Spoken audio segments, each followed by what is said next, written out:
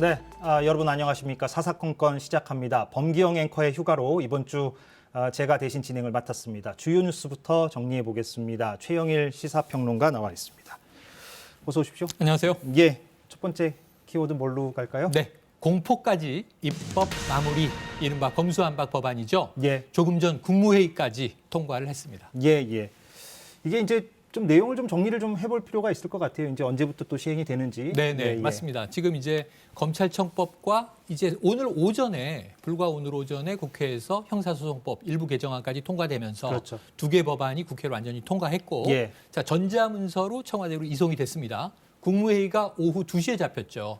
그 전에 이제 국무위원들은 오찬을 함께 하고 예. 2시에 국무회의를 열었는데 이게 속보가 안 나온다 했는데 불과 한 5분 전에 속보가 떴습니다. 네. 국무회의에서 이 검수완박 법안이 드디어 이제 의결이 돼서 통과됐다. 그런데 바로 시행되는 건 아니고요. 그렇죠. 오늘 정부가 공포한 거고 예. 4개월의 유예 기간을 두게 돼 있습니다. 그러니까 이제 이른바 지금 2대 범죄, 그러니까 부패와 경제.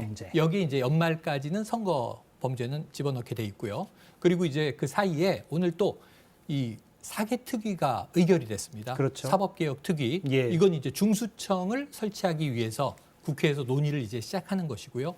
그래서 9월경부터 이 두 개 법안에 대한 효력이 발생하면서 시행이 되게 됩니다. 그렇습니다. 근데 방금 좀 말씀하신 대로 이제 중대범죄수사청을 설치해야 네. 하는데 그렇죠. 그것까지 돼야 이제 진짜 완료가 되는 거잖아요. 완결이 되는 거죠. 예. 근데 그게 네. 지금 국민의힘에서는 부정적인 입장이고 네. 이게 어떻게 될지 모르겠어요. 일단은 지금 이제 위원 구성도 7명은 민주당 의원으로 5명이 국민의힘 의원, 그리고 1명이 비교섭단체, 뭐 정의당이 될 수도 있고, 그런데 이제 이 지금 문제는 이 5명의 위원이 참여하는 국민의힘은 사개특위에 동의하지 않는다. 그렇죠. 우리는 이 법안 처리 자체에 반대하고 있기 때문에 어쨌든 사개특위에 참여하지 않겠다 이런 입장입니다. 그렇게 되면 앞으로 좀 난항을 겪게 되는데 지금 원래 이 박병석 국회의장이 중재했던 뭐냐면 6개월 내에 중수청 설치를 입법하고 그로부터 1년 내에 설치해야 한다. 이게 지금 법안에 빠져 있어요. 예. 그걸 논의하기 위한 게 사개특위인데 아마 여야가 다음 주면은 또 공수교대가 되지 않습니까? 예. 아마 밀고 당기는 과정이 상당할 것 같습니다. 지켜봐야 할 것 같습니다. 네. 예.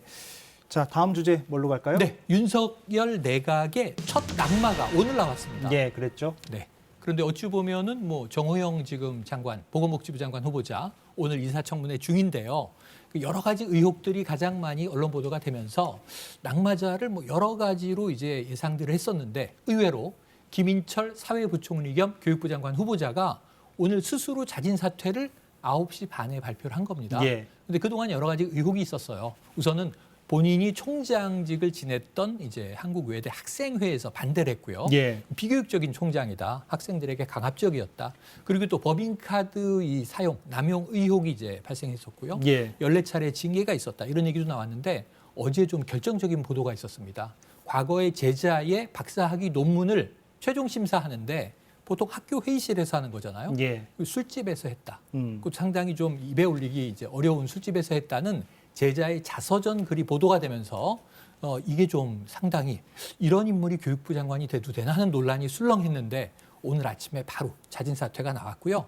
이게 어제 윤석열 당선인 측과도 조율이 된 결과다 이렇게 알려지고 있습니다. 그러니까 어제 보도 보니까 그런 심사 과정에서도 부적절함이 있었고 네. 또 그것을 자기가 나중에 이제 요약해서 또 사실상 짜깁기 수준으로 이제 또 게재를 했다. 맞습니다. 그런 보도가 이제 어제 나왔고 네. 사실은 언론에서는 그 풀브라이트 장학금 문제를 가장 좀 네. 초점을 두고 보도를 했던 것 같아요. 왜냐하면 본인이 풀브라이트 장학금을 받았고 예. 미국 유학을 다녀왔고 그리고 동문 회장을 했는데 이 공교롭게도 배우자, 아들, 딸, 내 가족 모두가 풀브라이트 장학생인 거예요. 그렇죠. 그다음에 이제 풀브라이트 장학금이 미국 국무부가 주는 건데 심사는 미국이 하는 거 아니야? 내막을 보면 사실은 지난해만 해도 풀브라이트 장학금이 39억 원 정도가 국내에서 정부가 출연한 것이고요. 예. 미국 국무부의 장학금이긴 하지만 미국은 또한 뭐 20억이 좀 안 되는 돈을 출연했기 때문에 국내에서 장학금 조성을 더 많이 하고 있습니다. 예. 그러니까 이제 이 장학생 선발도 국내에서 영향이 있고 동문회를 중심으로 해서 또 이 한미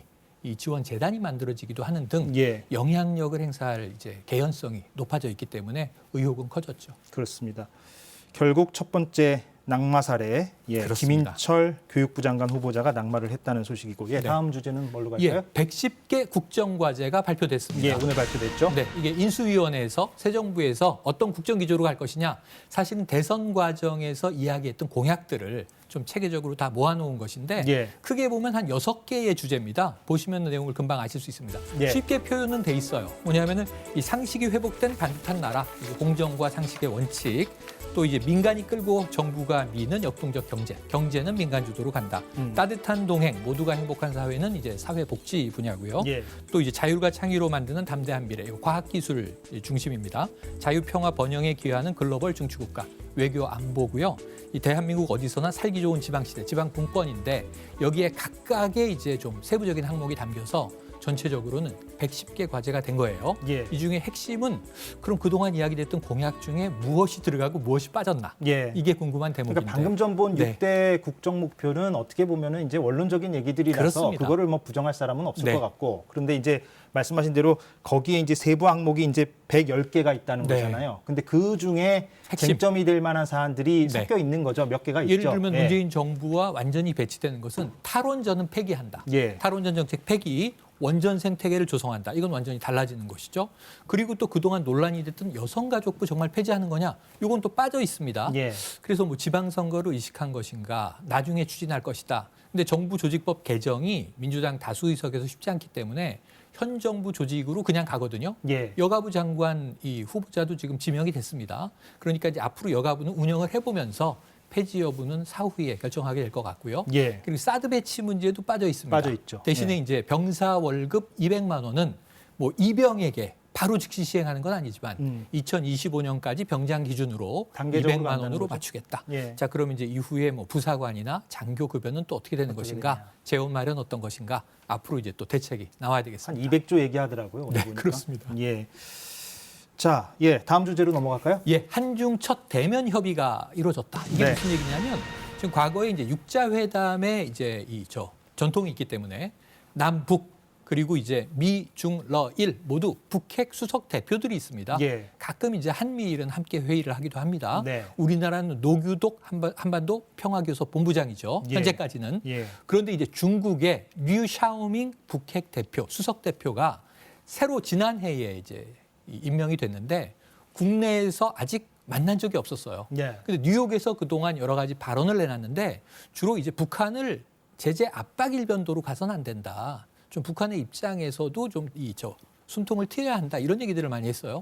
그런데 이 첫 방한을 했고 그리고 우리나라의 한반도 이 평화교섭본부장, 우리나라 측의 북핵 수석 대표죠. 그러니까 수석 대표 간 첫 회동이 이어졌고요. 우리 쪽에 이제 이 대표는 무엇보다도 중국이 좀 건설적인 역할을 해달라. 지금 한반도에 이 북한이 7차 핵실험을 할 조짐이 보이고 있는데 중국이 좀 중차대한 역할을 해주셔야 한다. 근데 중국 입장에서도 한반도 평화, 북핵을 이제 막기 위해서 건설적인 역할을 하겠다. 이런 답변은 나왔다고 합니다. 그래서 지금 이제 윤석열 정부가 곧 출범인데 사실 이 외교도 참 난제예요. 윤석열 정부는 이제 미국이라든가 일본과의 관계를 강조해 왔고 거기에 이제 방점을 좀 찍었는데 그런데 이제 중국과도 어떻게 할 것이냐.